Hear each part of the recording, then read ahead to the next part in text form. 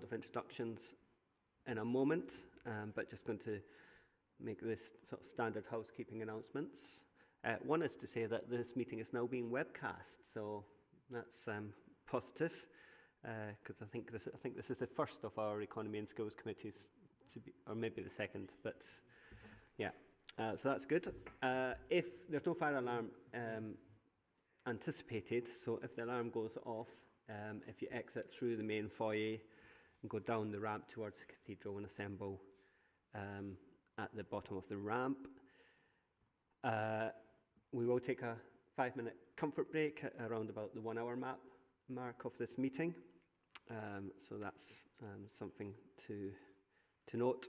And finally, as you have probably noticed on your way in, there is filming going on in the just outside the chamber today. So as and when you leave, you might be held up if they're in the middle of a shot or something. So just to be aware of that. Go around and do a round of introductions.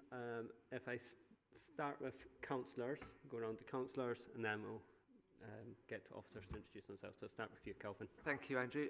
Kelvin Blake, I'm a Labour member for Hillfields and obviously a member of this committee. Councillor Bartle, Vice Chair. Councillor Tom Renhard, Hallfield Ward for Labour. Hello, my name is Paula O'Rourke. I'm the Green Councillor in Clifton.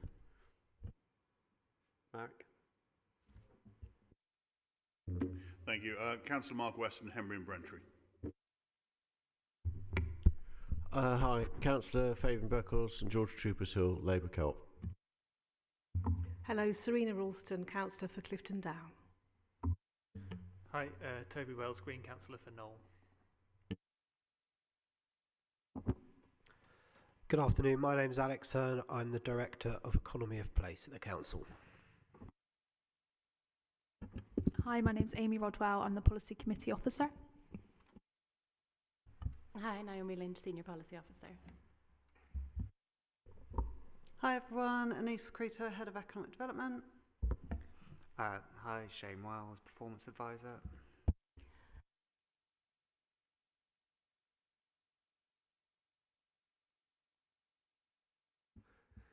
Okay, thank you very much. I'm not sure if your mic was working there, Julie.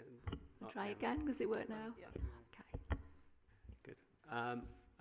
And I'm Councillor Andrew Brown, the Chair of the committee. Okay, so I don't think we've got any absences or substitutions to report this time. So on to declarations of interest. Do any members have declarations to make? Nope. So the next item is the minutes of the previous meeting. Is everyone content that the minutes of the previous meeting are correct and accurate? Yep, I'm seeing no dissent to that. So can I ask for a seconder for the minutes? Jenny? Second. Okay, thank you, Jenny. And as there was no dissent, I'm going to take those as noted. Okay, Chair's announcements. So there's a few things I wanted to bring to the committee's attention.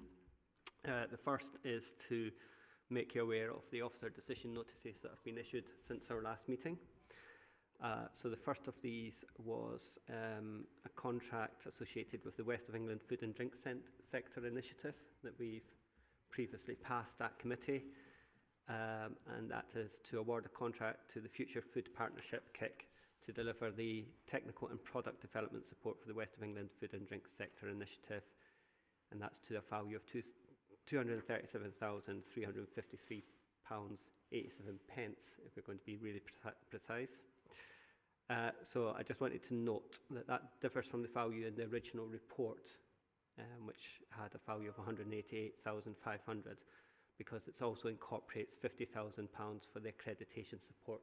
That had been a separate item, and that originally intended to be a separate contract.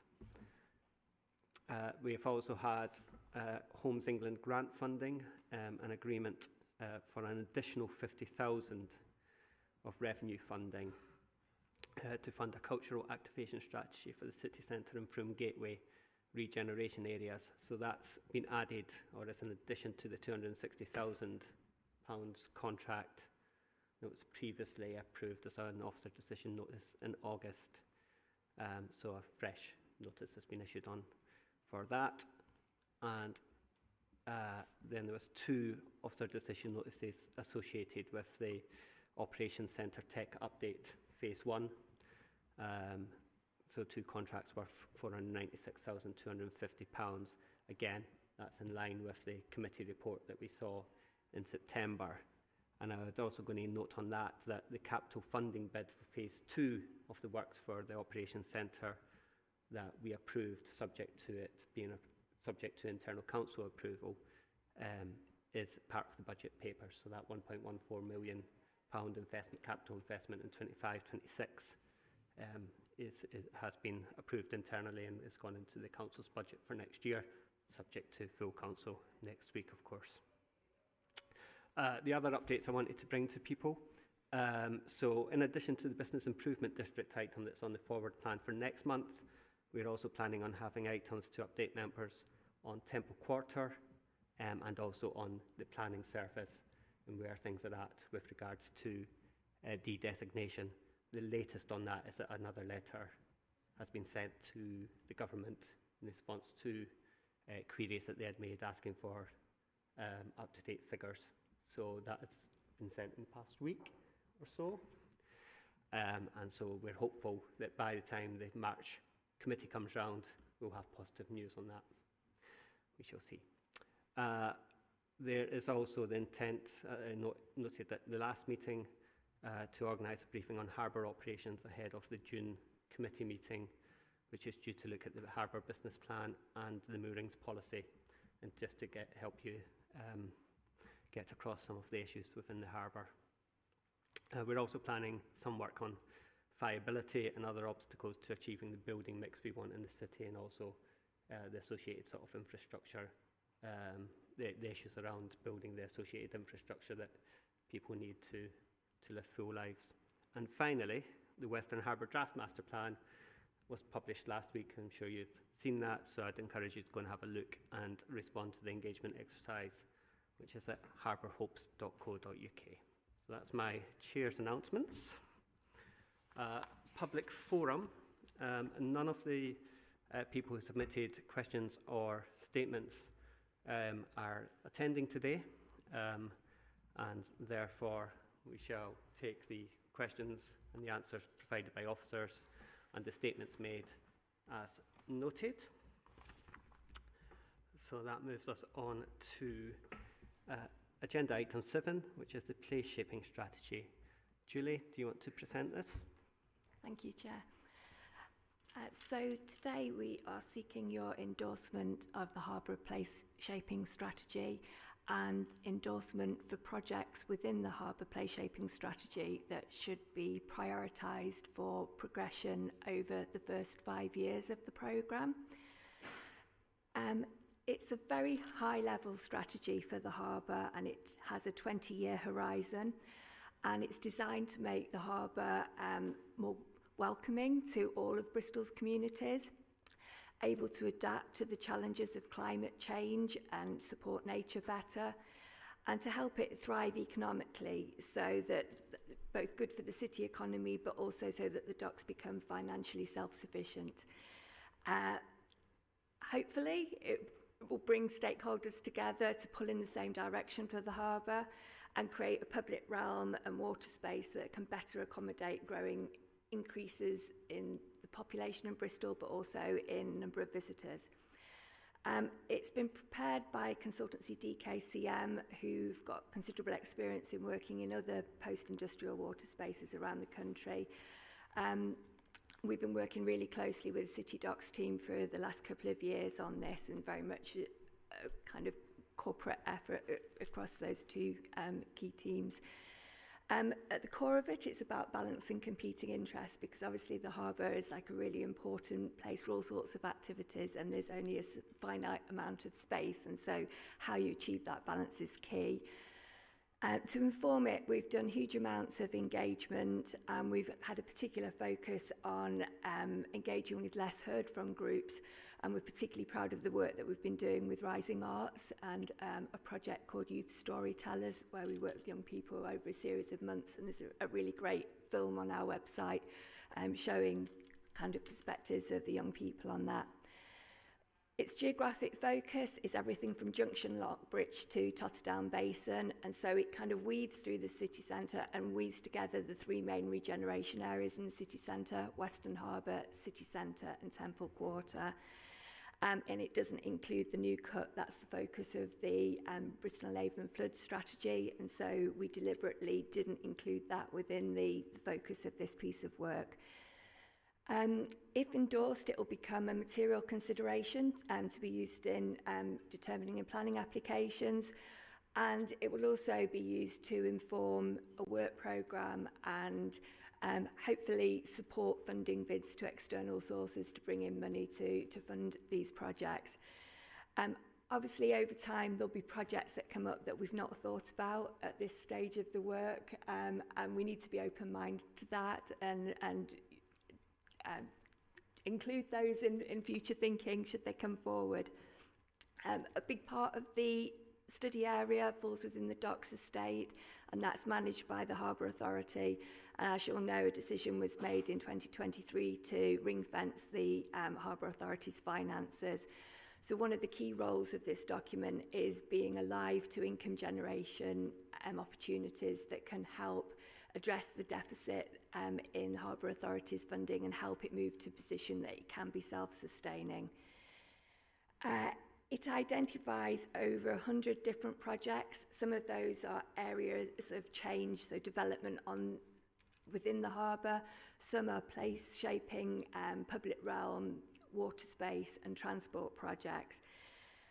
We obviously can't work on all 100 right from the get-go, and so there needs to be an element of prioritisation here.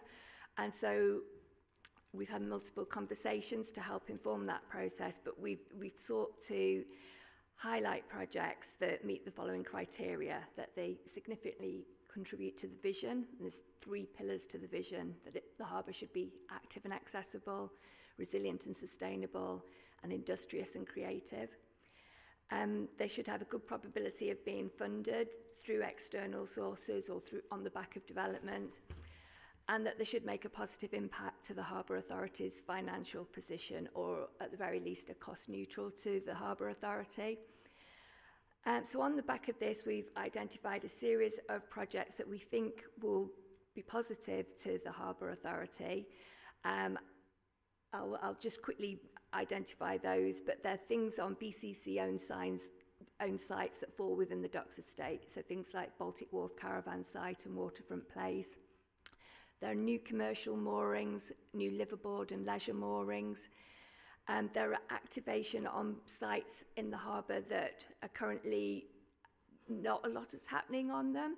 So it's things like meanwhile uses on places like Redcliffe Wharf, reactivating the caves at Redcliffe, and looking at the western end of the Grove for meanwhile uses pending development. There's also a really exciting project that's got quite a lot of momentum building behind it, which is the Baltic Wharf Water Sports Centre. And this is, the idea here is that there's many water sports organisations operating out of separate facilities.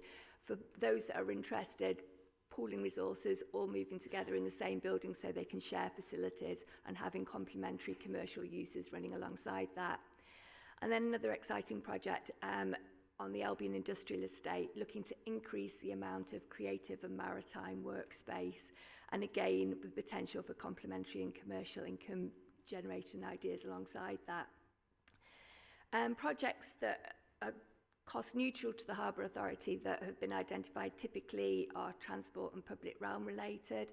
So they're things like a new cross harbour ferry service between Shed and the amphitheatre, the closure of Prince Street Bridge to motor traffic, the enhancement of the Metro bus route along Cumberland Road, public realm improvements in and around the Shed, a new waterside path along Castle Park at water level, a redesigned Baltic Wharf Harbour Edge, a new floating eco space, and for those that are familiar with the Capricorn floating eco space that was put in last year, we've identified about 5,500 square metres of more space for that sort of thing throughout the harbour.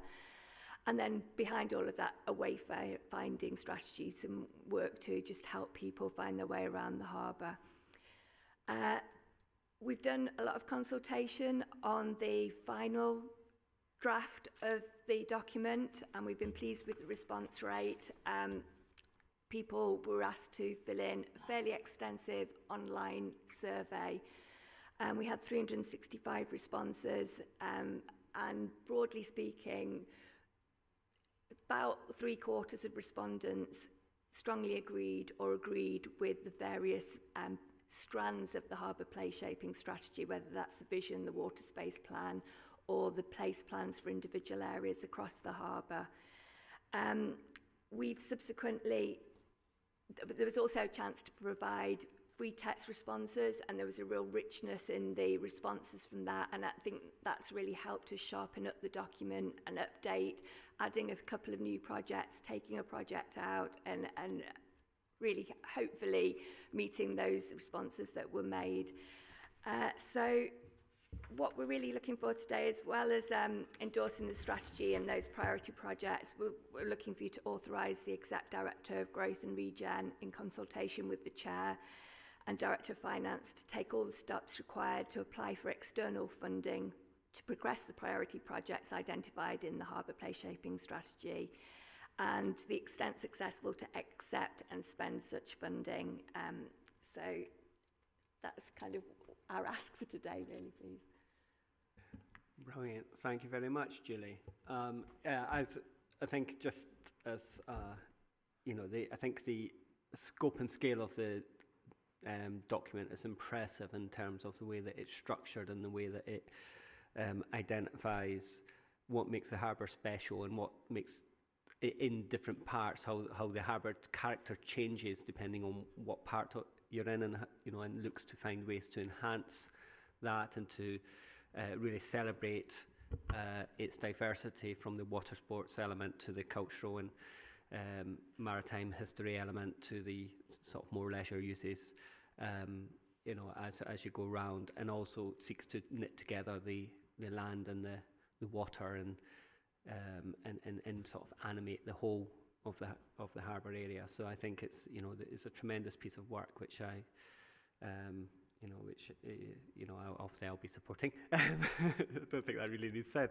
And I think the other key thing for me is the way that you've identified tangible projects, and we've prioritised those that we feel are achievable in the short term, which will really bring a difference and show the way forward. And of course, over time, some of these projects may not be realised. Others may come on stream that will fulfil a role within the harbour. But I think overall it's a very impressive piece of work, so thank you. I'm going to open it up to my councillor colleagues. I can see Councillor Renard. So thank you. It's clear a huge amount of work's gone into this. There's a vision document. I think it's brilliant. Nice to see what progressed. I think there's a couple of things on my mind. One is governance, and one is think about the Bristol Boaters as well that are in the area. So I met with the Bristol Boaters Community Association in January and had quite a robust conversation with them, where they raised a number of concerns with me, and I think we need to make sure that we don't price out boaters from being able to live in that area, and we need to make sure we give thought to that, because I'm aware obviously we need to get to a position of net neutral for the harbour account, but we just need to think about how we get there and doing that in a way that is fair, and also that boaters are really clear on the costs, that they're clear on consistency in terms of how costs are being applied, whether you've got a mooring or whether you haven't, and things like that. And also I think there's a real governance point for me, which I think the Committee Model Review Group really needs to pick up around. We have a harbour committee which can't make decisions at the moment, is my understanding, and I don't understand why it can't, and I do understand why it can't from a governance perspective, but I think we need to resolve that through the Committee Model Review, because what I don't want is this having to come back every time there's some new priority projects that need approving. We should be able to delegate that down to that committee to kind of take things forward. So I think there's just something that feels like it needs to be picked out there, and I just wonder whether recommendation 2 needs amending so that we can delegate the authority to change sort of projects in and out down to that harbour committee or not. So sorry to sort of chuck the cat amongst the pigeons, but I'd rather sort kind of this out now so things can flow and be cracked on with. I'll come back on that in a moment. Julie, do you want to respond to Tom's initial remarks? Yeah, just on the governance, I mean, it's been really great that we've now got the Harbour stakeholder group. It would have been great if we'd have had that all the way from the beginning. It makes it so much easier to have sort of nominated representatives that we can go to, because obviously there's an awful lot to talk about, and that will make things a lot easier. In terms of the boaters, I think it's important to say that the setting of fees and charges is outside the scope of the Harbour Place Shaping Strategy, and the business plan that will be coming to you the next committee meeting is where those sorts of things get discussed, I think. I understand, but they're all intertwined, so I think we just need to bear that in mind and make sure we don't work in silos, because that's when problems can get worse. So I think we need to make sure that things are being joined up, because yes, fees and charges might be a separate decision, but it's going to be intrinsically linked to this vision, because this vision is going to drive the investment needs in the harbour, isn't it? And therefore what costs are going to be expected of people to pay. So, we can't see them as separate things. We need to see them as a collective set of things that we need to consider in the round. Yeah. Thanks, Tom. Yeah, I mean, it is clearly a collective set of things, and I think one of the key things in this report is finding those commercial opportunities which will help support the harbour for everyone, including the boating community. The wider point, I take your point about whether the Harbour Committee should be a decision-making body, and obviously it's been set up in the way it has ahead of, us coming into the committee setup, and kind of inherited that. Indeed, when I took on this role, nobody told me that it automatically came with, chair of the Harbour Committee as well, for the price of one. So that was that learning curve. But having sat now in both roles for 9 months, it has only been 9 months, but I am also inclined towards the idea that it should be a management committee. Where I maybe differ from you is whether the committee model review group is the right place to flesh out all the issues around that, or whether a separate review needs to be done of the broader management of the harbour and unpicking some of the things that would need to be unpicked. For example, the role of the co-opted members of the Harbour Committee, the size of the committee overall, given that it's currently 5 councillors from 3 parties or 3 groups, plus 4 co-opted members. So there's things that would need to be addressed.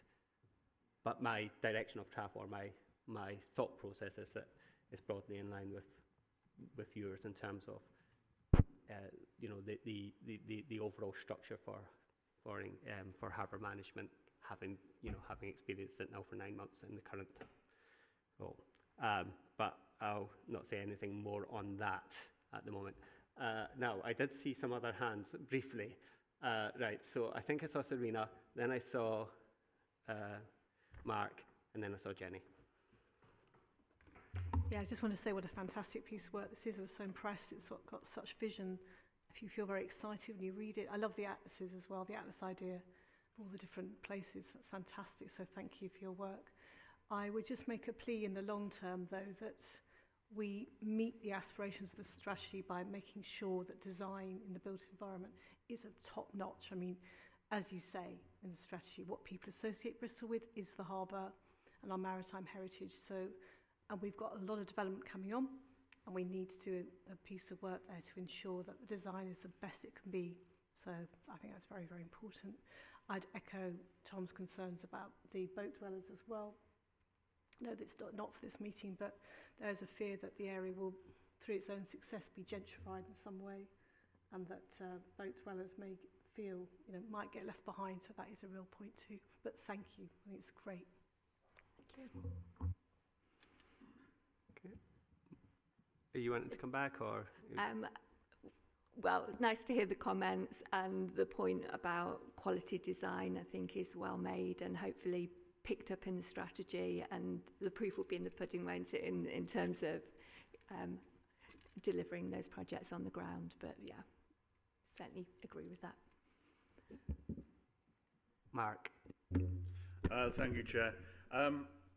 I would echo, I think that there does seem to be some delegated governance arrangement. I'm not convinced the committees, but I think a mechanism by which devolved day-to-day stuff can go to, I think, will be worthwhile. I think the plan is very good. Two things from me. I think we have to make sure no plan survives contact with the enemy. And not that I would call this the enemy, but obviously there's some very heavy regeneration projects in and around it.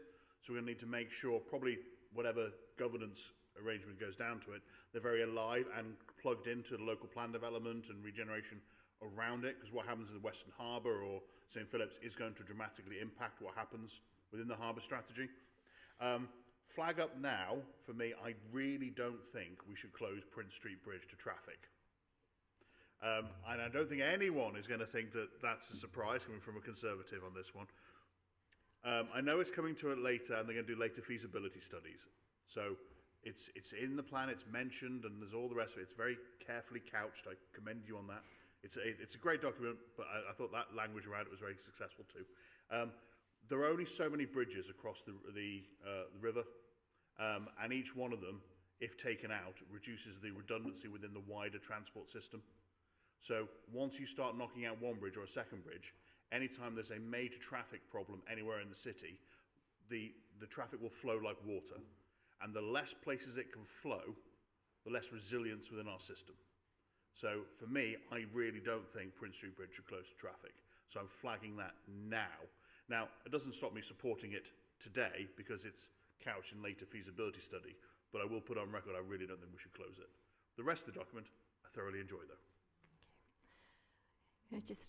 I knew you would be talking about this today, so I have spoken with transport colleagues, and they've assured me there'll be extensive communication, consultation with stakeholders, particularly Spike Island residents, businesses and the bid as part of that work. They say no modelling's been undertaken at the moment, but is planned. And I just wanted to point out that when it was partially closed to traffic in 2014, I think it was, there's been a 146% increase in active travel users during that period. And then subsequently, that area is no longer part of a strategic part of the network for private vehicles. So I think there was a sense that it wasn't critical to vehicle traffic, but they are intending to do that transport modelling work. I flagged it on record. Thank you. Anyway. Thanks, Mark. I mean, my take on it is that given that, you know, it is only one way now, and that, you know, traffic within the area has been restricted if you from other angles, that I don't think I've met as much concern about it now as I might have had previously. But one of the delightful things about the way we work is that it's actually a decision to be made, presumably by the Transport and Connectivity Committee, but not us anyway. I had Jenny next on my list. Yeah, something that comes along with the massive document you produced is the massive EQIA. Yeah, I thought it was like quite detailed. I wanted to ask about how that sort of top level EQIA will be kind of percolated into the individual projects, because I found that, you know, because it's an EQIA for the whole strategy and like the whole of the harbour,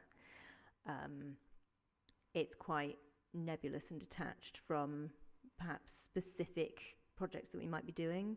So I wanted to know how that works, how that kind of follows down. Okay, so I guess part of the reason that we focused on less heard from groups is that we know typically when we do consultation exercises that certain groups are less likely to respond, and so as we get into individual projects we'll remain alert to that sense and make sure that we carry on doing engagement with less heard from groups. Very early stages of the project, when we were doing workshop, we involved organisations like Wessel in the programme, And I think as we move into a more detailed phase, those sorts of relationships and involvement will become really important. It would be nice to continue to involve the youth storytellers if we can find a way of doing that, because I felt that was a really rich stream of learning for us. If I were to kind of summarise what I think we learned from the youth storytellers, it was about the role of the harbour in being a place of no obligation. And I think what was meant by that was that, you know, all very well all these ambitions for it being more commercial and all those other things that we need it to be, but there still needs to be places where people can go and enjoy and rest and relax and just enjoy free of charge being in the harbour, and the health and well-being benefits that that brings to it. And so I think as we move into the next stage, having advocacy for that voice kind of will remain really important in it. That's what springs to my head immediately. I'm sure I'll think of other points as we go on. Just to say that projects, as they come forward in the future, as appropriate, could also be supported by the discrete assessments in related to their potential impacts as well. So absolutely we'll be looking to engage with that. Thank you, Alex. I had Fabian next on my list. Yeah, thank you, Chair. Yeah, and yeah, great report. I think we're all generally happy with it. The only point I would wanted to really say was it's really important to sort of continue to work with stakeholders, you know, people who have businesses on the site, organisations that have always been there, you know, whether they're amateur sports groups or anything like that. You know, just keep working with everybody and keep everybody on the, you know, and I think it should be, we should fly with this. So yeah, well done. Thank you. Thanks, Fabian. Selena again, and then I've got Paula and then Kelvin on my list. I was just quickly following up on the Prince Street Bridge issue, but I think probably it's been covered by now, but just to say, it wouldn't come as no surprise to everyone that I fully support its closure. Funny that. My question was really around what had happened last time it had closed and the impact on traffic, which I think you probably answered and said that it did generate more active travel. But as I recall, that there weren't many issues around vehicle traffic and the impact on that. Was it 2014 when it was last closed for works, or was that? I've got here 2014. So between 2014 and 2019, that's when there's been this increase in active travel. So there are now 20,000 active travel users a day compared to about 6,000 general traffic. Yeah, that's a positive impact. Yeah, thank you. Okay, thank you. I've got Paula, Kelvin, Tom and Toby, and then I'll maybe draw it to a close. Again, I'm just going to, it's quite a flattery fest, isn't it? It's very nice. But I just wanted to say that I think this is a really good example of how policy should be made. I've probably been fairly close to this for many years. And from my memory, the commercialisation of the operation of the harbour started out fairly badly and caused a certain amount of alarm. And, the people who used the water were discombobulated about it. And I think officers and politicians at the time listened to that, and there was a sort of pivot, and then there were all those workshops, and I attended several of them, and they were great, and I thought it was interesting. You've probably referred to it already, but I thought it was interesting when I read the report.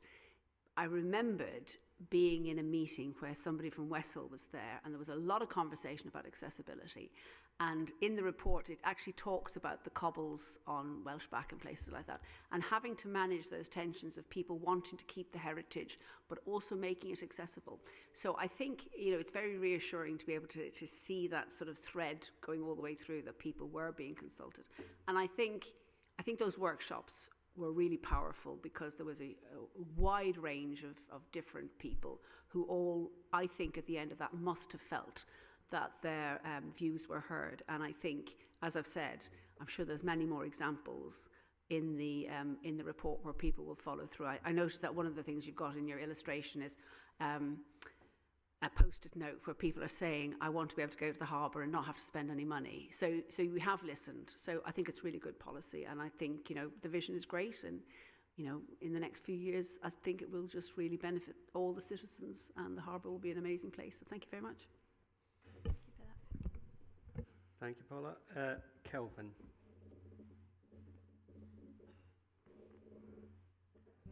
I'll use this one for now. I think mine's just... No, it's come on green. What? I think it's just connecting. I'm former chair of Wessel. I'm not a member of Wessel now. If I admit, strategy is great. It's implementation for me, right? Kind of is where it sometimes falls down. And for me, I mean, you try and wheel around any of these places, right? It's an absolute nightmare. The cobbles have not been maintained particularly well. They're difficult to do it. So you've got big gaps in them. If you push a pram or a wheelchair around there, it's an absolute, nightmare. And so I think for me, any development we do have to look at the pavement space as well. If we do any road improvements, we have to include pavements along with that and make them really accessible, because my worry about closing Princess Street Bridge, I mean, I don't care about closing it for able-bodied people. My worry is that accessing that side of town when you're disabled, and particularly if you've got a wheelchair or powered wheelchair, is particularly difficult. I do it often, actually, because I'm on the board of Essex Great Britain, and I get off the bus and wheel across the centre. But I always dread that space between past the hotels or going in front of the Arnold Feeney.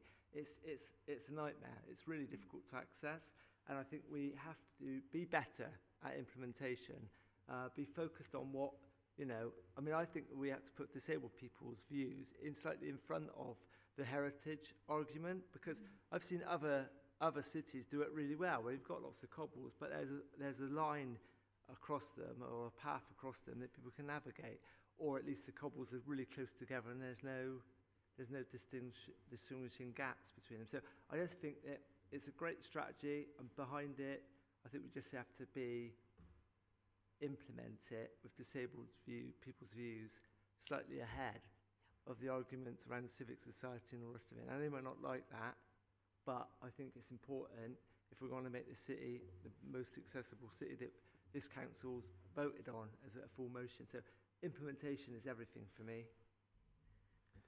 Thank you, Kelvin. I just want to say I think there are solutions out there that maybe could work both for disabled users and for people with heritage as a key consideration. I think it got mentioned elsewhere about Prince Street Bridge, where the cobbles were split, and it makes it an easier surface. So I think there are solutions there. I think now we're moving hopefully past the kind of high level strategy aim, we can get more into the detail of things and have much richer conversations about the right way of doing those things. I've got Tom and then Toby. I just wanted to come back to the governance point. So I don't mind whether it's the committee model review group will pick up or not. I would say, though, that that's the group making recommendations on constitutional changes, right? So that obviously something needs to interplay there somehow. But I think what I'd find really helpful is ahead of the next meeting of this policy committee, if we could just get a note sent round of kind of what your thinking is of how that review is going to be taken forward, to look at the governance arrangements and just sort of set out a bit of a timeline. I think I'm not going to put it on the spot now for that, but just what that will look like, so we can kind of see. We've got this committee model review group reporting. I just want to make sure that things almost happen in tandem. So, challenge accepted. Right, Toby. Thanks, Chair. I wasn't planning to speak on this item, but then Councillor Weston said Prince Street Bridge, and that was a bit of a trigger phrase for me. Something I've campaigned on in the past prior to being a councillor, so it's important. Prince Street Bridge carries far more pedestrians and cyclists than it does people in private motor vehicles, but they're squeezed into a much smaller space. That whole traffic area south of Baldwin Street there's only one way in. It's Redcliffe Bascule Bridge, so there only needs to be one way out, Redcliffe Bascule Bridge, to get the same traffic capacity. Bristol Bridge is also available in the event that any of the other bridges are closed, as regularly happens today. So I don't think it's a big deal, and we should support the closure of that. And then just to comment on the projects, we talked in the councillor briefing and the consultation about just trying to join up the projects where it makes sense. You know, things like Prince Street Bridge, it's next to the Grove, and there's probably other projects in that same vicinity, so let's try and manage them in a joined up way rather than piecemeal, kind of where it makes sense, you know, for efficiency and to stop the sort of disruption around the area. Thank you.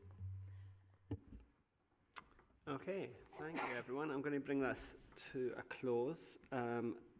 So for clarity, we're asked to endorse the strategy, approve the priority projects that we've identified for progressing in the next 5 years as outlined in the report paper, authorise the Executive Director of Growth and Regen in consultation with myself, currently as Chair of Economy and Skills, but I take I note that, you know, government's arrangements may change within the Harbour committee. In consultation with Chair and Director of Finance to take all steps required to apply for external funding to progress the priority projects identified, and to the extent that successful, to accept and spend such funding. And also to note the consultation report, which was Appendix F of the papers. So, and that, I was going to say I couldn't remember if I asked for first or against first, but I asked for those votes in for the recommendations. Sorry to interrupt. Oh, sorry. I'll second that, Andrew. Thank you, Jerry. And then votes for the recommendations. Lovely. That's unanimous then. So we move on to the economic strategy, and then I propose we take a break after the economic. After we've discussed this. Okay. Thank you very much, Julie. That was much appreciated. So, are you going to share around, Councillor Weston? Oh, well,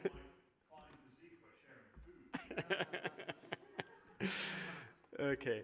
The economic strategy, I'm going to pass over to Anissa and Naomi to present on this. Thank you, Chair. I feel like Councillor Weston is settling in with his sandwich now for this item. Okay, good. Okay, so this is a key decision, and we're seeking your approval to adopt the new Bristol Economic Strategy, 10-year strategy, as a key council strategy. This will form part of the council's policy framework and sets out key ambitions and priorities drawn from a detailed evidence base, which you will have had as part of the pack of papers, and engagement with a wide cross-section of partners, employers and businesses. So I'll just pick out some of the sort of key points from the report. So the new strategy sets out, it's in two parts really. It sets out a refreshed narrative reflecting on Bristol's history and sector strengths, economic strengths, and then future ambitions for the city. The strategy highlights some of the key challenges that we experience as a city around deprivation, inequality, in-work poverty, workforce shortages in particular sectors. It highlights some of the infrastructure needs around housing and transport, as well as the support that we need to decarbonise the city economy and meet our ambitious net zero targets. The strategy describes some of the mechanisms for tackling stubborn challenges, with a focus particularly on investment and regeneration, as well as unlocking economic opportunities for our community's workforce and businesses. It identifies both council activity and partnership work, which needs to continue and grow in some instances, as well as a more targeted local focus in particular areas where that focus is required. So the strategy will be an important tool for guiding future policy making and investment decisions, and it will articulate, and does indeed articulate, our asks to both regional and national government, and has a clear line of sight through to regional growth and investment plans. We've identified the city's particular strengths in high-growth sectors, including cyber, high-tech, clean energy and creative industries, and we're working to ensure that those strengths are reflected in the emerging local growth plan, which is the regional growth plan for this economic functional area. And also within the local growth plan, we need to ensure that Bristol as a core city is recognised as a key economic driver for the region. The strategy also shows clear alignment with existing and emerging council policy and strategies. So to reference a few, the Employment and Skills and Learning Plan, which was adopted in March 2024, the new local plan, the Affordable Housing Delivery Plan, climate strategy,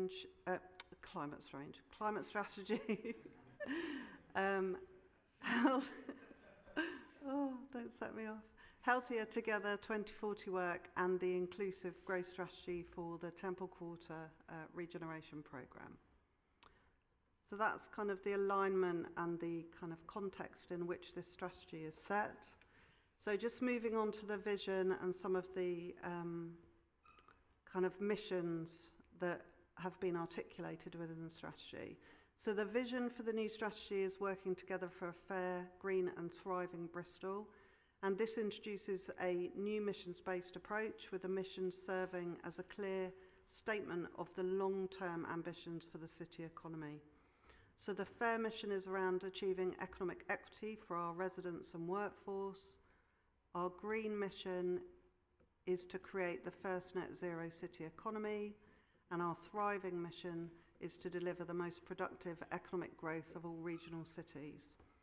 And underneath those missions, we have identified 5 key delivery themes and a portfolio of key priorities, which reflect both new and existing work. And these are the key delivery mechanisms and or levers the council and partners can deliver and influence to achieve the mission set out. We've ensured, or we think we've ensured, we hope we've ensured that there's a clear theory of change as part of this policy development work, where the missions have been identified and defined with specific outcomes and measures for success, and the priorities and actions linked to the missions link back to those outcomes, so that there is a theory of change, a connection across the missions, the delivery themes and the priorities. We've also sought to ensure that this is an evidence-based piece of work, both through the quantitative data in the evidence base and qualitative data that we've gathered through our engagement programme, which took place over the summer period. And that engagement programme involved quite a lot of engagement internally with the senior leadership within the council, but we also had one-to-ones with some key employers and partners. So, for example, the Port, Vattenfall and Amoresco, North Bristol NHS Trust, the universities, Southwest TUC, and then the culmination of that activity was a business workshop which took place. And we also tested the emerging strategy with our One City boards and other networks as well, and that's detailed in the strategy document. Our final phase of engagement was with this committee, so we were able to test the emerging strategy with you through policy development workshops which took place in October, and this enabled you as committee members to provide challenge, further shape the missions and strategic priorities, and to ensure the strategy sufficiently weaves together current and emerging council policy.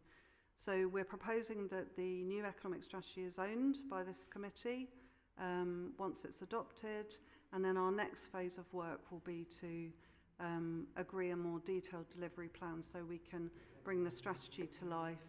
And in the first instance, that will focus on year 1 priorities, which we've also highlighted in the strategy to make sure that we've got some focus for our first year of work. That's me. Thank you. Brilliant. Thank you very much, Anissa. As with my statements on the Harbour place shaping strategy, I want to thank you and Naomi and the team for all the work you've done on this. And I think, you know, looking back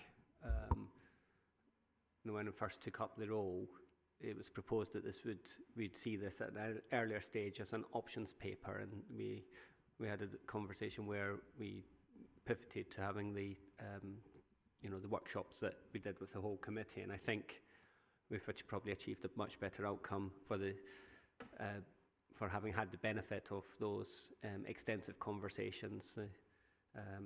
The initial 6 hours, and then the subsequent 3 hours. Once those comments had been taken on board and reviewed, and and a further opportunity to input. So I think that was a really constructive way of organising the workload and working up a strategy that took multiple viewpoints on board. So I want to thank you again for all the work that you'd done. Prior, it was you'd obviously done considerable amount of work even before I took up this role, and it's obviously been a long time in the making to get to this stage, and I think that shows in the quality of the paper before us. I am going to open up to, I can see Toby's hand first this time. Toby, then Tom on my list. So Toby first. We'll go in reverse order from last time. And I think we should adopt climate strange as the new term for people who don't believe in climate change, maybe. It really is at the moment. Yeah. This is at risk of being a bit of a love-in after those last comments in the previous paper, but I just want to echo that I thought the process was really good. I thought it was a good example of sort of collaborative policy development between you as officers and us as the councillors on the committee, cross-party collaboration as well. I think we all, managed to have an intelligent, robust, informed discussion. And I think it was more than just lip service as well, because when we look at what the strategy looked like before those sessions and what it looked like afterwards, it was materially different. So that was good. On my side, I was quite proud of that increased focus on the kind of specific locations of the more deprived areas of Bristol, and for me it's South Bristol where I represent. I was really glad to get that in there. And I know that you've we weren't there, but I know you've done that same kind of exercise with outside bodies and key stakeholders as well. So thanks, just a really good piece of work. Tom? So again, it's a brilliant piece of work. I think, it's been, echo Toby's comments around the cross-party nature of this work, and that collaboration is a good example of councils working from all parties together to achieve something that's, I think, is really brilliant. As you know, a bit of a hobby horse of mine is local wealth building as a Labour and cooperative councillor, so really pleased to see that we've got quite a strong section on that now, and that has been enhanced through the work. So I really do believe that by creating sort of community wealth within communities where they can come up with their own solutions and have the tools and resources to do that, we can really do a lot to tackle deprivation across city. The thing that will always stick in my mind is that Ambition Lawrence Western, the wind turbine that's now generating revenue for that community that they can then focus targeted interventions around. So I really welcome that. I really welcome as well that we're really thinking through the skills agenda and the Green Skills Academy, and thinking about what are those skills of the future that we're going to need to be working on now. We know we've got huge challenges in the construction sector, which have been spotlighted in the news, but also if we're going to be sticking heat pumps in loads of properties, we need to be able to ensure that we can give businesses the confidence that pipeline of work's going to be there, so that they invest in developing their workforce. The other thing I just wanted to reflect on as well was just looking at one of the public forum statements just around the caring economy, and I know that's a really clear first year piece of work that we're going to focus on, and I've been quite hot on it internally as well with colleagues, and it's very much the forefront of my mind with my second child arriving in about 10 days. So yes, but I think it's just making sure that we do kind of get that really clear message around that sort of childcare being seen as infrastructure, and make sure that we really land that point, because we know it can be a huge barrier, or if it's there, a huge enhancer of opportunities and a real economic benefit as well. So just make sure that as the work streams progress, that we really do sort of pick that out and emphasise that strongly, because we had that caring economy motion that passed in March last year. It was Labour's last motion before the election. It really talked about trying to make sure we embed that in our strategies and work that we do going forward. So yeah, excellent piece of work. Thank you. I've got Fabian, then Kelvin, then Yeah, I just great piece of work. something I wanted to mention, you know, one of the things the report does come up with is a sort of almost persistent problem with the city about how unequal we are. You know, you've got areas of significant deprivation against areas of significant prosperity. Last week was the apprenticeships week, where there's a big emphasis on apprenticeships, and I'm thinking, well, maybe there's an opportunity here to try and go out into the more deprived areas and see about trying to, you know, encourage people who maybe haven't worked for a long time or haven't worked at all, maybe they're from a family that haven't worked in generations, get them into apprenticeships that are relevant to the skills we need as a city going forward. It gets them, you know, it could help address the inequality issues, it could help get people, you know, make lives better for people, because they're going to be better off if they've got skills, relevant work skills, and can, you know, hold down jobs. You know, I think that, you know, we need to be thinking about more imaginative approaches, because things like apprenticeships, education opportunities, those who are more plugged into the system are just going to go for them anyway, but those who are capable but feel disconnected, don't have the social capital, don't have the connections, don't have the encouragers in their lives, you know, I think we should maybe try and target them and try and get some, you know, use it as an opportunity to actually address some of the inequalities we've really got in this city, by helping people find their way out.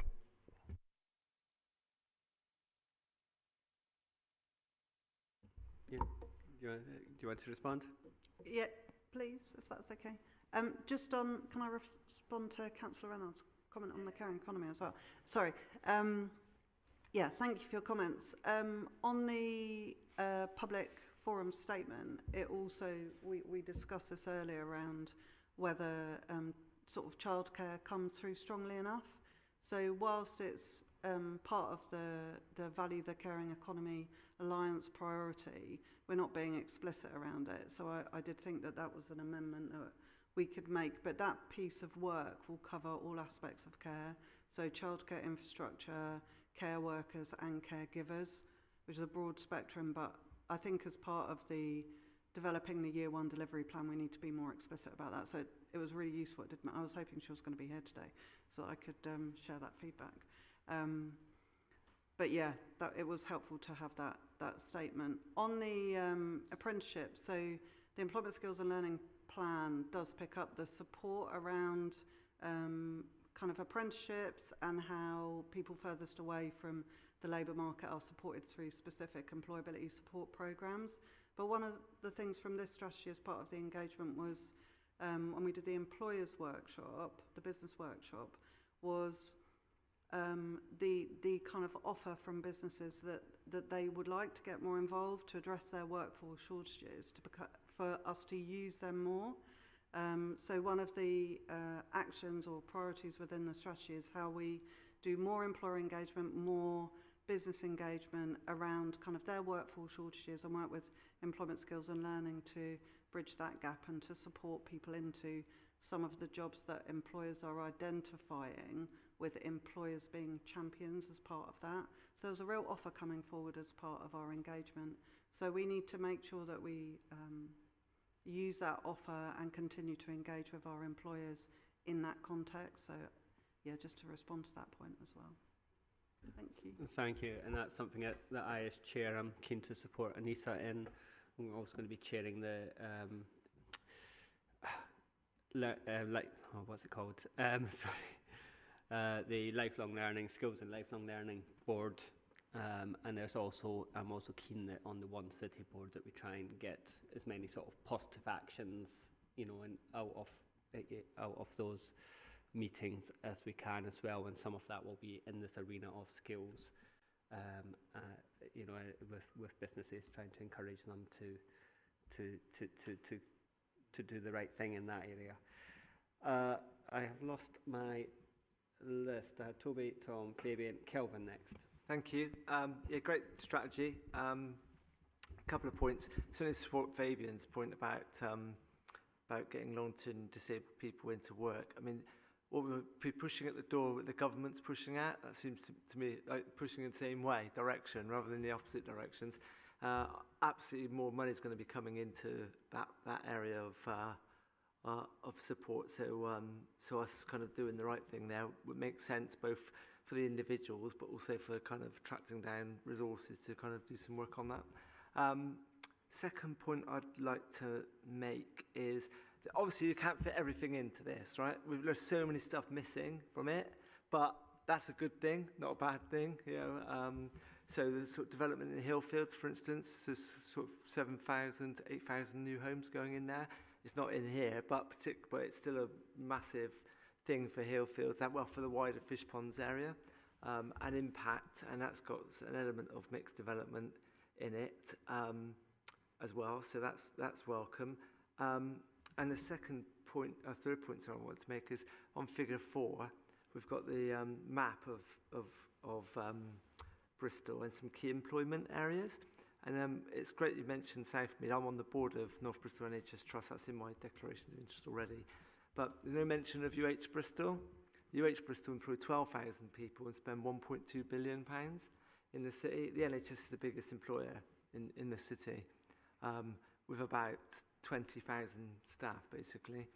And I wonder whether, like the first iteration of this, we ought to just update that with a sense of how much NHS activity there is in the centre of Bristol. Ideally, interested with the two hospitals coming together, that's going to be interesting, kind of how all that the opportunities that may come from that in terms of the use of the Southmead site and all the rest of it. But I don't think it's a bad thing they're missing. I think it'd be good to include them on the next iteration. But I think the good thing is that there's so much good stuff going on that we can't put into this document, right? That's the thing. And overall, I think it's also included a lot of. I think that's my time out, isn't it? So just to finish off, just to say that the strategy includes about accessibility, and we've been through it. So thank you, Andrew, for picking up that point. And I think that for me is really important if we're going to make this city, if we're going to really make inroads to this inequality in the city. We've talked about a tale of two cities since I was a councillor first time round 30 years ago. So we've got, I think I want to give it real focus to try and tackle these inequalities and give more opportunities for people living in Hartcliffe, Knoll West, Southmead and in the centre of Bristol. Thank you.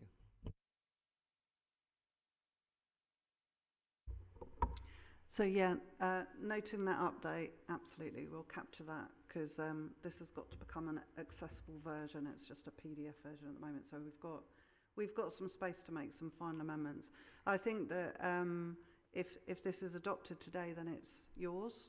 So we can refresh it. I want to keep it live, and we'll review it annually anyway, see where the impact is, what impact has been made, but also we can bring other things into focus as well. So there's an opportunity to keep it live and fresh over the period of the 10 years. So thank you.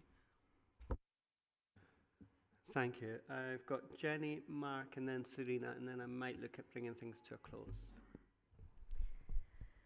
Yeah, so thank you for the document, and thank you everyone on the committee for working on it.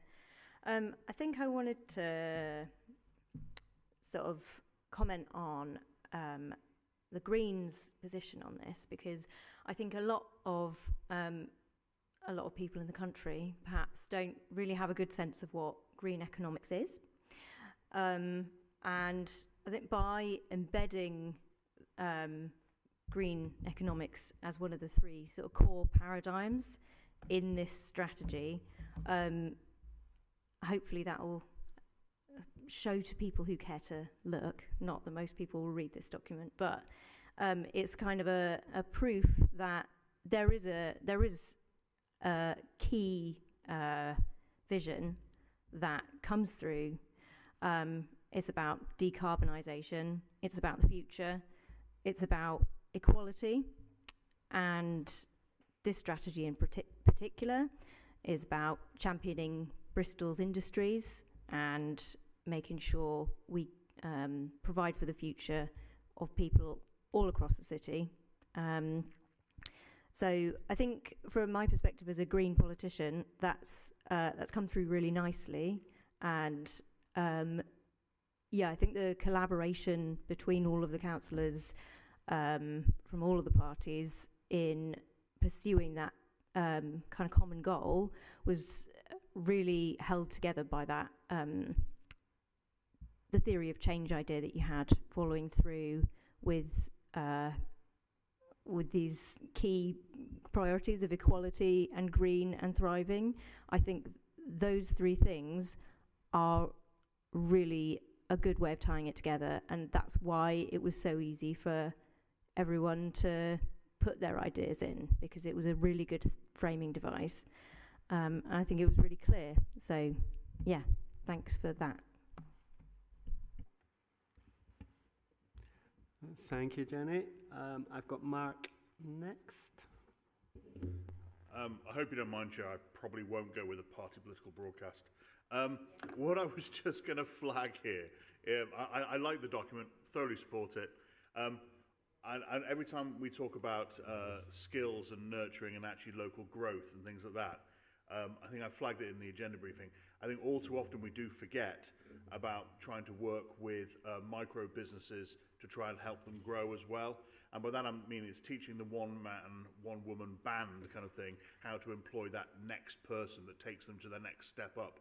And actually often that's particularly prevalent in some of the more deprived areas of the city. So if we're talking about generating local growth, when we're talking to WECA and that engagement on the lifelong education plans, things like that, we do need to make sure we're drilling into that as well, to make sure we're letting them take the next step to go from micro to small and up.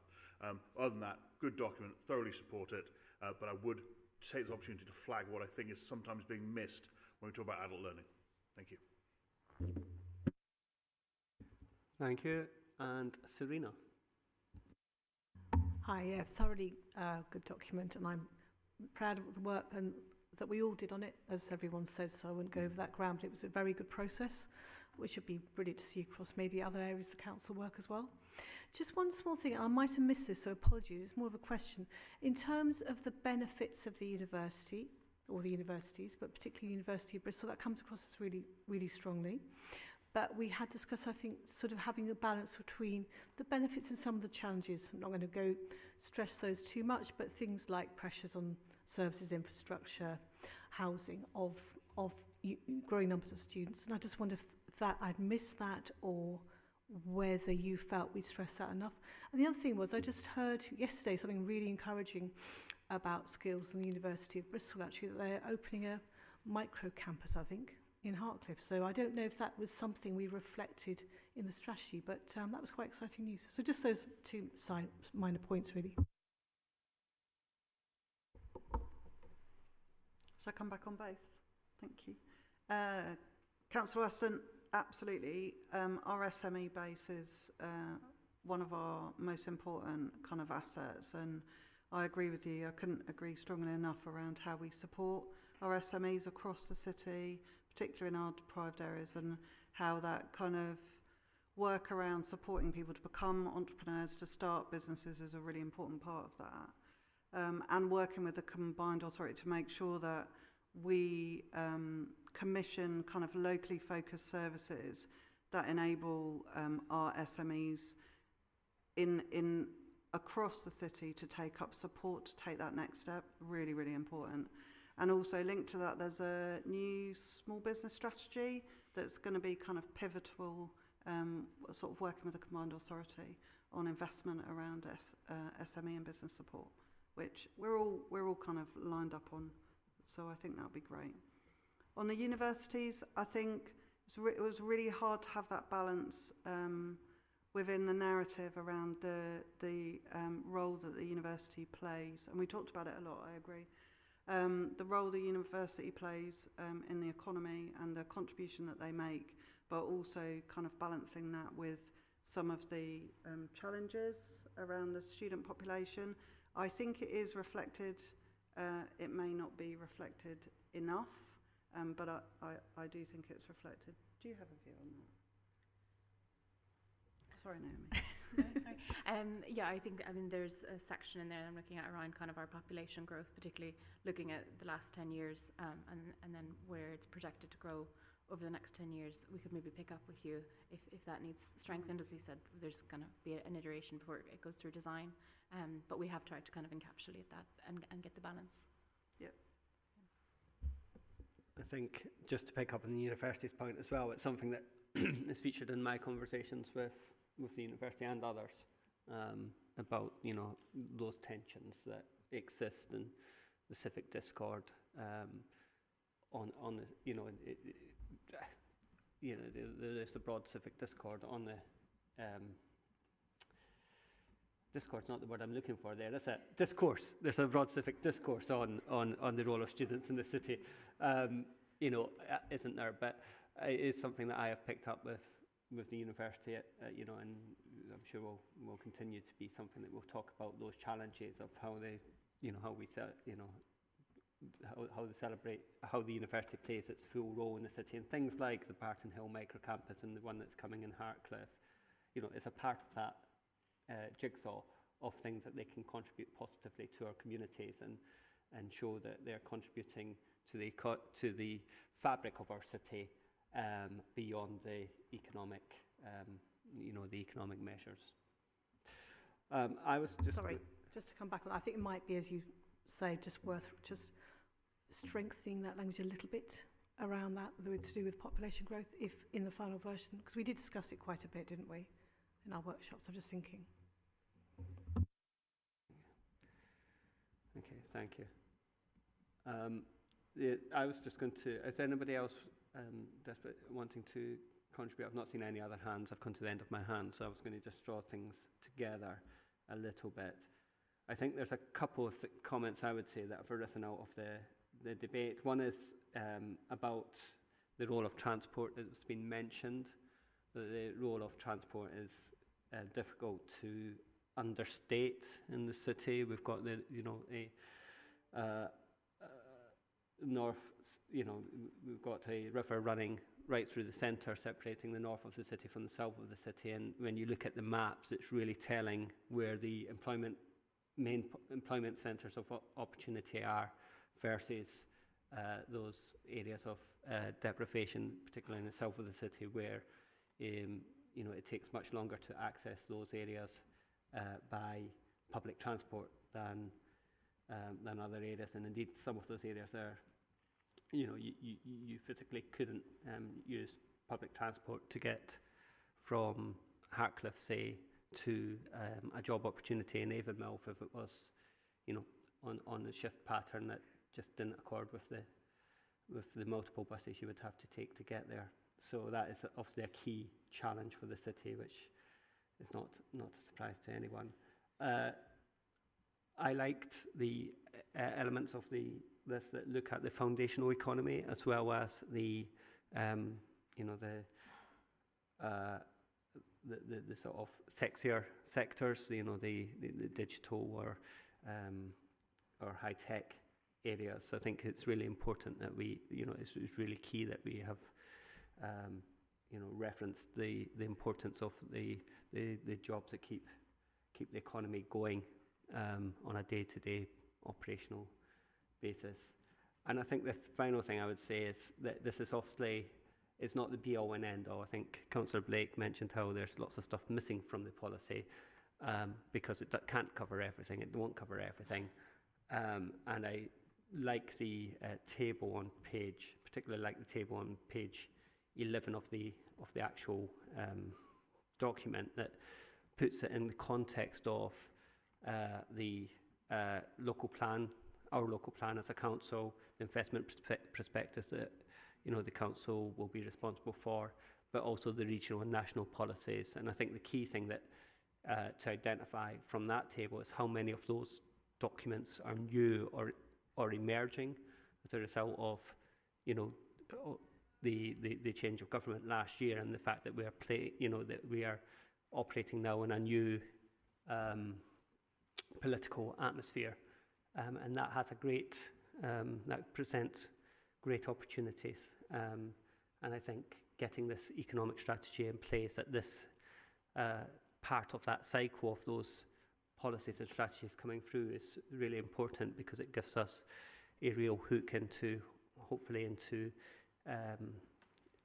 growth funds and capital funds that will help us to achieve the outcomes that we want for the city. And I think, you know, coming back to the point of it having been a collaborative piece of work, I think we all want to see the ultimate aims of this economic strategy achieved. So, on that note, I'm going to move to the vote. I will ask for a seconder this time, because Certainly, Andrew. and then ask anybody in favour to raise their hands. Lovely. Thank you very much. So that's unanimous. We shall move to a swift break, and then we shall come back for the, I think it's the performance paper, no, the finance update report next. Thank you.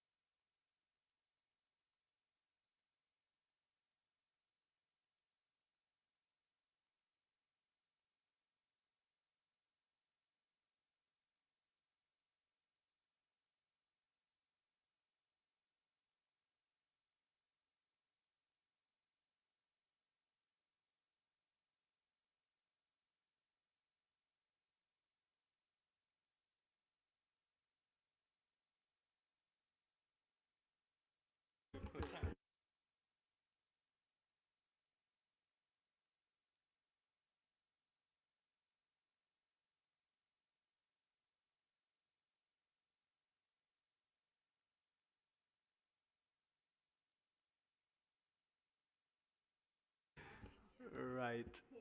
Okay. Welcome back, everyone. I've been informed.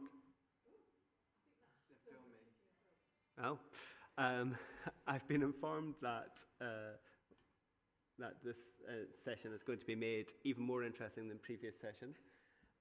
So, without more ado, we're going to move on to the finance report, and Alex is going to.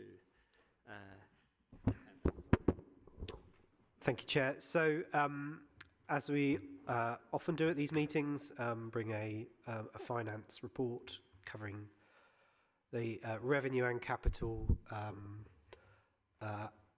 expenditure and implications for the services that this committee covers. It's in a slightly different format today. So you've got a cover report and then a very interesting appendix, as opposed to all in one paper. And the author of that report is not here today, so I'm being trusted with delivering it. So I would suggest we go straight to the appendix in terms of the richness of content in there. So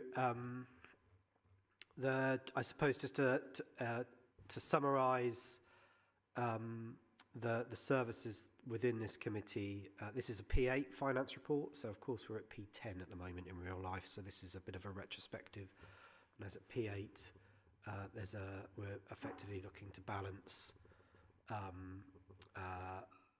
with a zero outturn up until November. You'll see, and this has been referred to before, that elsewhere in growth and regeneration, there is an overspend at P8 of £3.4 million. This is largely driven by those ongoing costs around providing temporary accommodation and the subsidy loss there in relation to homelessness. And that means, of course, that the other services within growth and regeneration, including those covered by this committee, are trying to deliver underspends to help do as much as possible to balance that budget. The Harbour Authority, again, is forecasting a break-even with income, ring fence and car parks balancing overspends elsewhere. In terms of savings delivery, there is a variance related to the, we have an ability to use 5% of strategic community infrastructure levy for administering the levy, and in the interpretation of what we can use it for means that we can't always spend 5%, so which is I think a national issue for large cities or cities generally that derive a steady receipt of still income, and that is so that's shown in the donut chart or pie chart. I mentioned earlier that there's a scenario where the services are trying to deliver underspends to help balance the wider GNR budget. So in section B, you've got the risk and opportunities log. This is a means, one of the means we have in terms of reporting our budgets throughout the year. So you'll see on there in black figures showing where there are overspends related to services within this committee, and you have seen previously, particularly in relation to the markets, a proposal to consult on a plan to address that in the future. But you'll see elsewhere those figures in red and brackets are where there are underspends being delivered to help balance, and so that's why you have a net underspend of £356,000 as of P8, and that will be continued to be reported throughout the year as we are fast approaching the end of the financial year to see our sort of net outturn at the end of the year. In terms of capital, we have, as of P8, spent about just short of 45% of the of the budget. We're expecting to get to about 20.6 million as a forecast outturn from the revised budget. And there's a series of schemes identified below. As ever, there's quite a significant underspend on the ASEA or AC2 flood defences at 1%. Just to assure you, a lot more money than that has been spent. It's just that the accountable authority for the project is South Gloucestershire Council. So this is more of a stage in time of accounting, and by the end of the financial year that will have increased significantly. That's a very big project which is delivering a lot of benefit up there. In terms of variances then, other variances in that capital, there's the Temple Meads development, which is actually overspending as a result of increasing design costs, and that's going to be worked through between the LLP and the combined authority.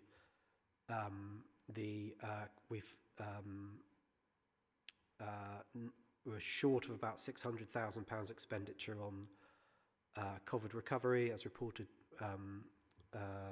due to a sort of shortage of capacity from a landscape architecture perspective. That post has now been filled, so we now expect to see that pick up again. And we've been working with the combined authority about sort of continue to fund high street works as well.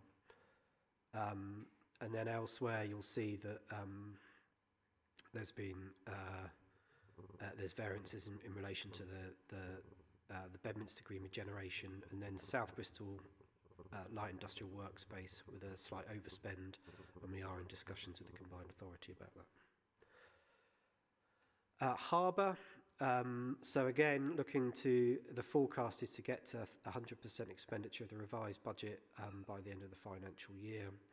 And as you know, it's a ring-fenced account, and we've discussed that already this afternoon. So happy to take any questions and try and answer them. Okay, thank you very much, Alex. Toby, do you want to kick off? Okay, thanks, Chair. Thanks, Alex. Well, don't kick off. Grr. The 100k saving that's not being made on the strategic still, you said it's about, we can't always charge up to the 5%, but the report says this is due to our inability to charge more than 5%. So if we were planning in the budget to charge more than 5%, but that's not actually legally possible, why did that make it in the first place, or have I misunderstood? So I think it's actually a bit of both. So in previous years we had assumed that where there was a shortfall, where we hadn't done it, we could capture that, so we can't.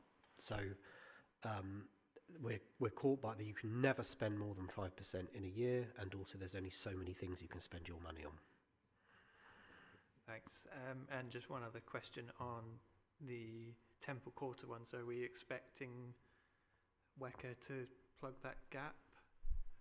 Is that the...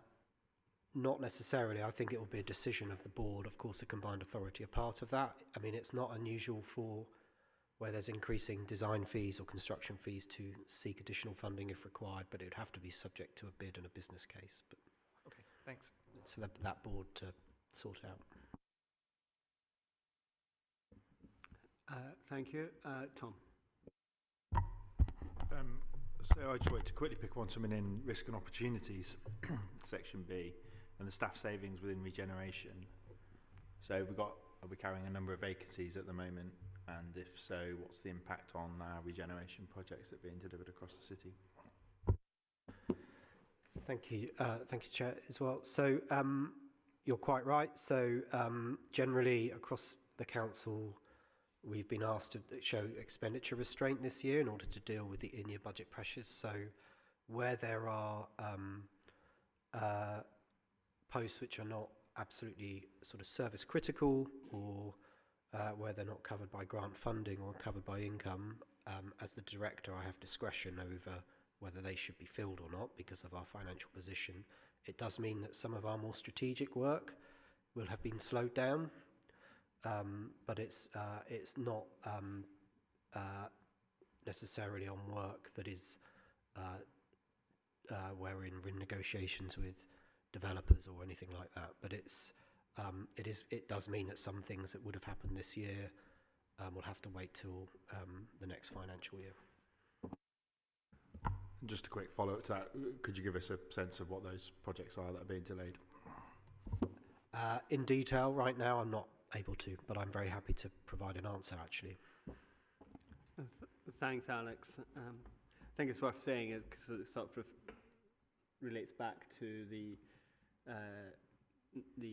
officer decision notice that I referred to in my chair's remarks. Is obviously there are a discrete number of things that have been explicitly funded within the regen team, so there's obviously the resource to do those. It's obviously the things where there's more where where we haven't got those external funding sources, and therefore it's more discretionary that have fallen, potentially fallen to the wayside or gone a bit slower. That's correct, and I guess it's just a balance of it being able to progress work and then make decisions around priorities, bearing in mind our financial position. I will just make the obvious point, though, that if something's delayed related to housing projects, we've got a housing crisis that worsens, and it also costs us money if we're not getting the homes that we need built. So I think we just have to make sure that we obviously don't take a short-term decision that ends up having sort of medium-term consequences that are negative. I would absolutely agree with that. Are there any other questions or comments on the finance report? Or shall we move on to the performance management report? Good afternoon. Sorry. Sorry. Just checking if there was any more on this. Okay, I think we are just noting, isn't it? So we don't have to have a vote. So if we move on to the performance report. This is the performance report. It's performance metrics as devised by the business plan that are relevant to this committee. 92% of the business plan actions were on target, and 88% of the priority metrics were on target as at the end of quarter 2. Quarter 3 report is coming, and I believe it's on the the next one, the 31st, so it's a lot earlier in the cycle, the Q3 report, so it is going to the next one. Of the key points, the only business plan action that is behind schedule is to develop a refreshed inward investment offer and marketing for the city, built on agreed strategic priorities and growth sectors. This will closely link to the work to invest in Bristol and Bath. This has fallen behind due to WECA putting development of West of England inward investment function on hold, so it can be informed by the forthcoming government industrial strategy and new local growth plan for the area. There has been an increase in the proportion of 16 and 17-year-olds not in education, employment and training.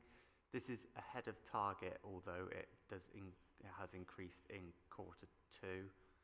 That's due to when the snapshot for quarter 2 is taken is when it's at school, so there is an anticipated increase around this time, and it is expected to come back down again in quarter 3. I believe the rest of it continues to perform quite well. Was there one?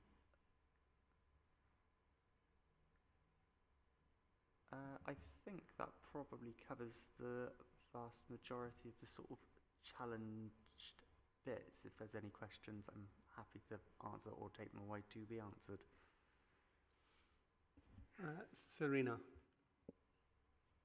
Yeah, I'm just interested in the improvement in performance for the Future Bright programme and what's behind that, but also the increased experience of work opportunities priority groups. This is point 6 under key points to note. It says increased experience of work opportunities priority groups remains significantly worse than target and is worse than this quarter last year, which is disappointing. And I just was wondering if you could explain if there are wider economic factors behind that or other more local issues.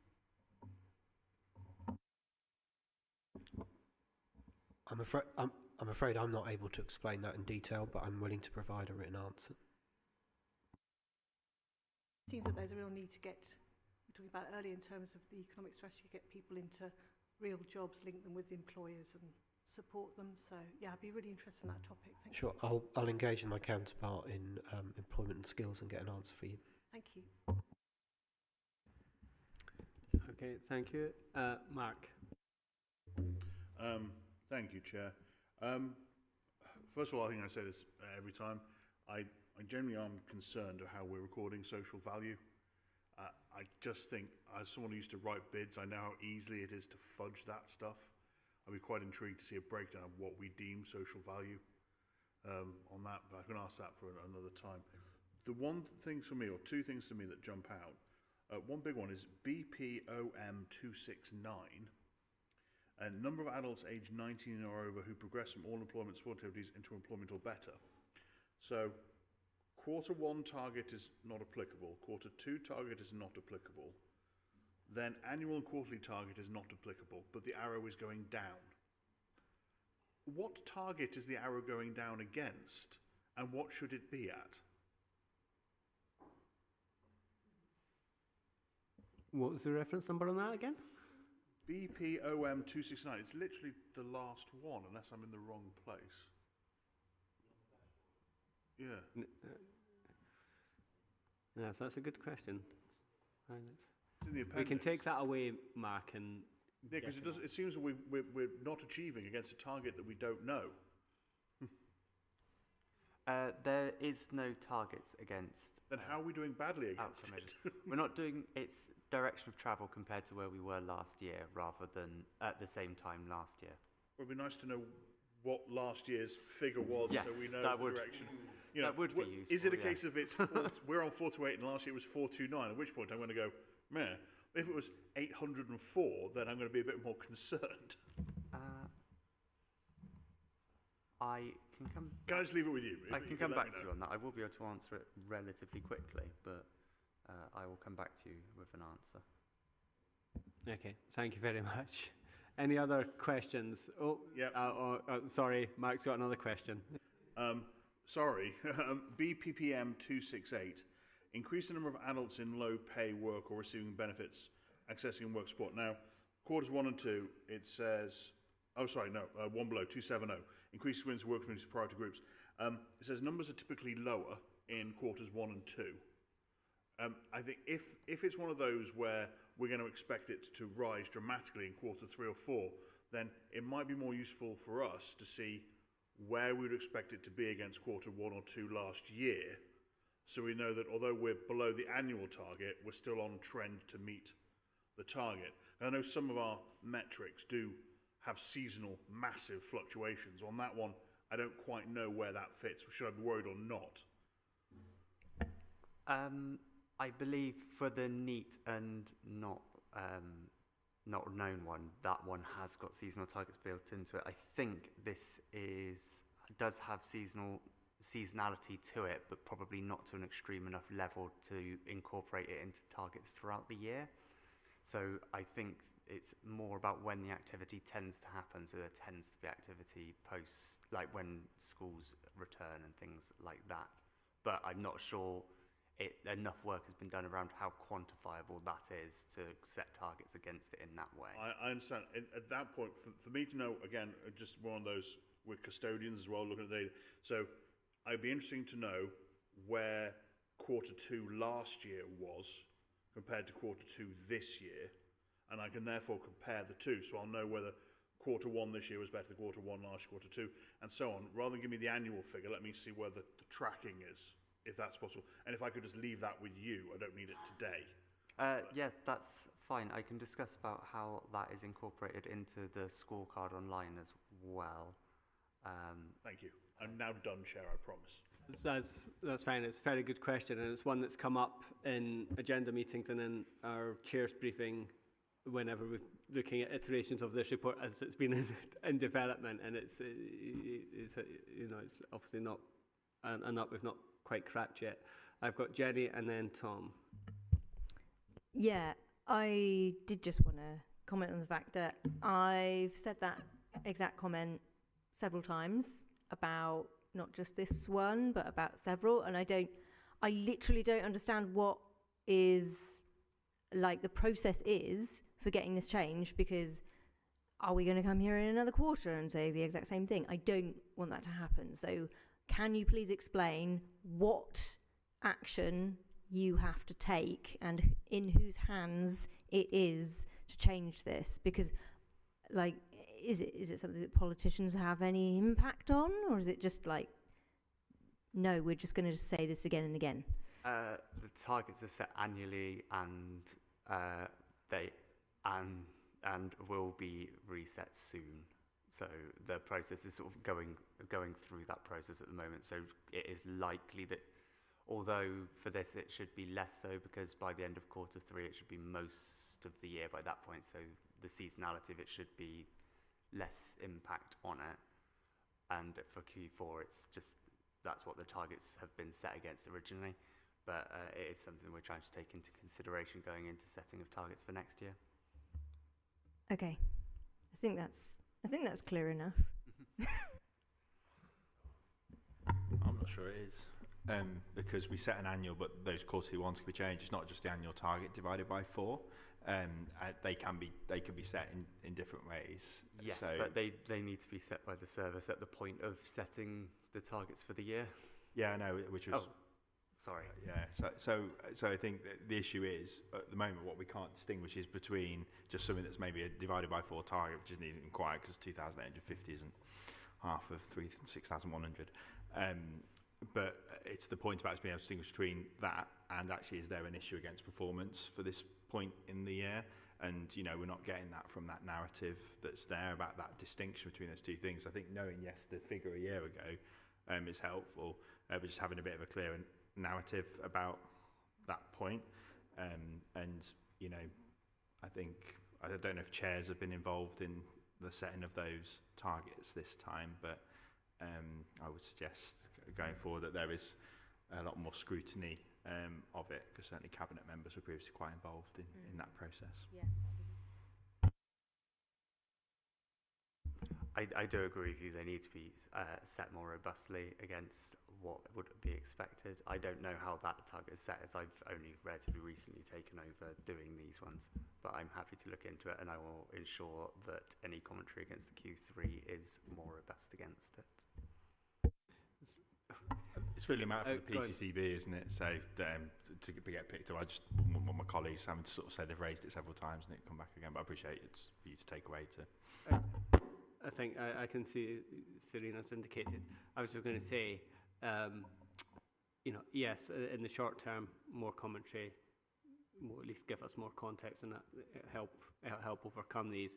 I'd be interested to know the involvement the chairs are going to have in the setting of the metrics going forward. So, and I don't know if that drops out of the corporate strategy work, which obviously we're also going to be have input into. But so just to chip in quickly, I think it's also as well, like, you know, whoever wrote this knows, like, oh well, it always goes down, and it's sort of like they should think about like how illegible that is to the public and us. So yeah, I think just making sure everyone who is an owner is actually like thinking about the legibility and appropriateness of the measures, because yeah, we might have picked up on this one this time, and then we'll pick up on another one next time, and it'll be another year of so I don't know, more thoroughness please. That's pretty much what I'm saying, which is, I know, very nebulous, but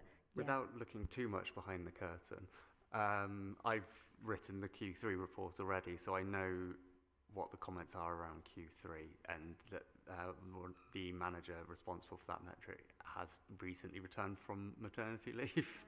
So I suspect that there is some of that is related to it as well. okay, thank you. Serena.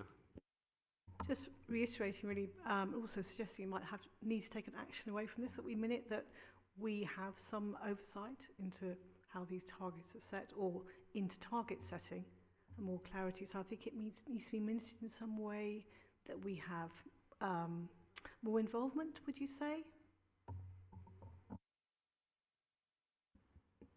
I think we Well, I think the process needs to be clear to all councillors, and I think the process needs to be clear to all councillors as to how those targets are going to be set within the organisation and who's going to have political input and oversight into those, and whether that's through some sort of working group or whether that's through the chairs or whatever. It just needs to be clear that there is councillor input into those, I think. Okay, I'm not seeing any more hands, so with apologies for the grilling, we will let you go, and we'll move on to the performance management report, which is back to Alex. Sorry, my apologies. The corporate risk management report. Yeah. Thank you, Chair. So this is a form of report that you've also had on a number of occasions. And just to remind colleagues, this is where we report corporate risks. The directorates, the divisions, the directorates, and the corporate leadership board regularly maintain a risk register, and where risks are deemed to be manageable at that level of the organisation, they're not reported at the corporate level.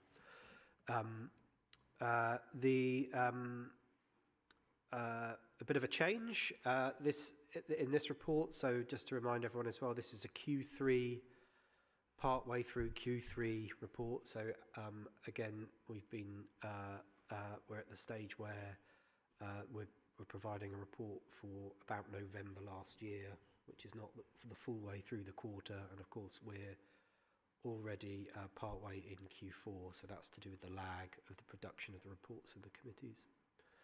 So as of November last year, it was possible to report that the CRR 59, so the failure to deliver timely statutory planning decisions, could be de-escalated from being a corporate risk. At that time, there was sufficient confidence that the likelihood of risks materialising from the likelihood of the impacts of that risk materialising were diminishing. Pleased to say that I would say that's a continuing trend at this stage as well, and is in a better position here. So that's a risk that now will continue to be managed and monitored at a directorate level.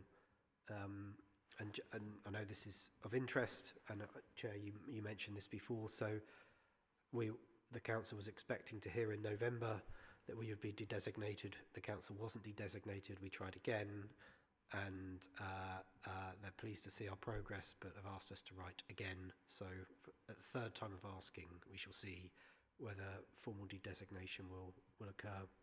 I am really pleased to say that an enormous amount of progress has been made there, and there's always improvements to make, particularly in a service like planning that every part of the city has an interest in and a view in, and reducing the backlog, I think, creates the conditions for just general service improvement that any service ought to be interested in. Not being in crisis mode is a really important ingredient of that. So I'm really pleased that for the time being at least, and hopefully never again, won't be reporting on our inability to determine planning applications within the statutory period at this committee. Also in the appendix is the existing risk which has stayed constant, so CRR 12 emergency planning, so it continues to stay high because of the nature of I guess the environment in which we're working within the city, and the need to continue to manage that, and noting that there has obviously in this year been some investment in the service, and we will continue to manage this, monitor it, and whether it's difficult to see whether this would be de-escalated because the impact could be so critical for the city. And I'll leave it there. Thank you, Alex. I'm just going to add on the planning issue we talked about potentially bringing a paper to this committee, but by the time sort of alongside to give the context to the de-escalation recommendation within the corporate risk, to de-escalate it from being on the corporate risk register. But the timeframes for that didn't quite work at the point that we were talking about it.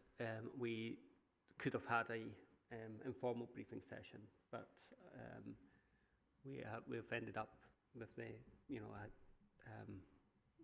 agreement to have a paper next time in public, which will be 6 months since we previously looked at the performance in the public session. So we felt it better to bring that to a public meeting than have the informal briefing.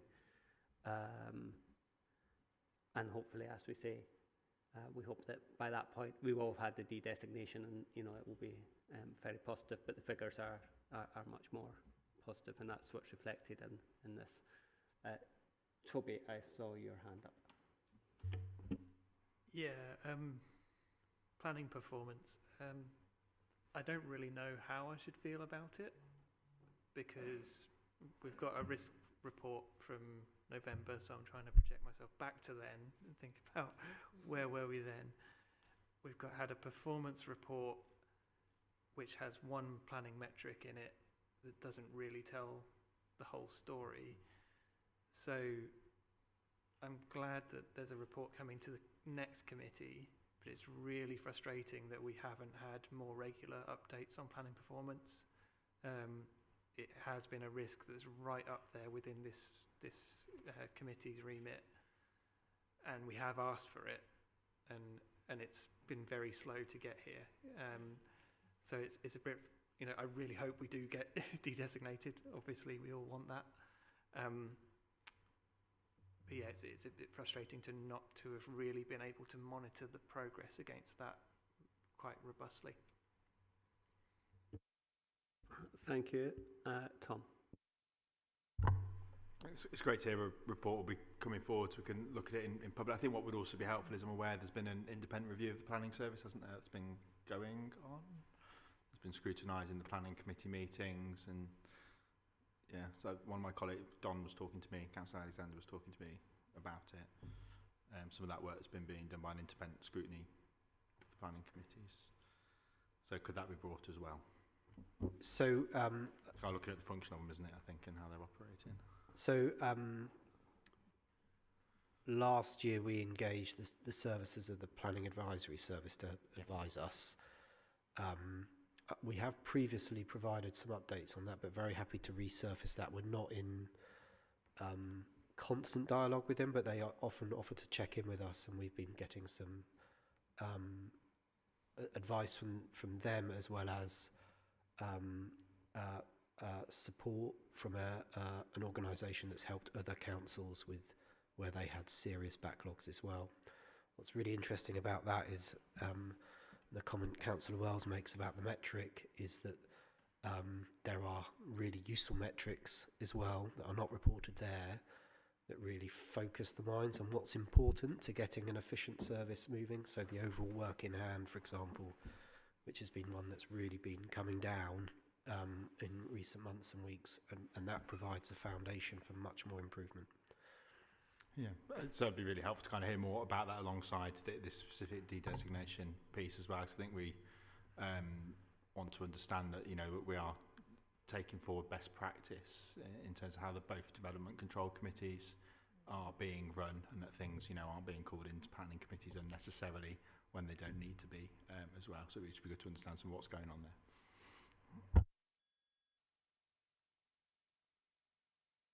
Are there any more comments on the performance report? No. Okay, all right. Well, that is that then. Thank you, everyone.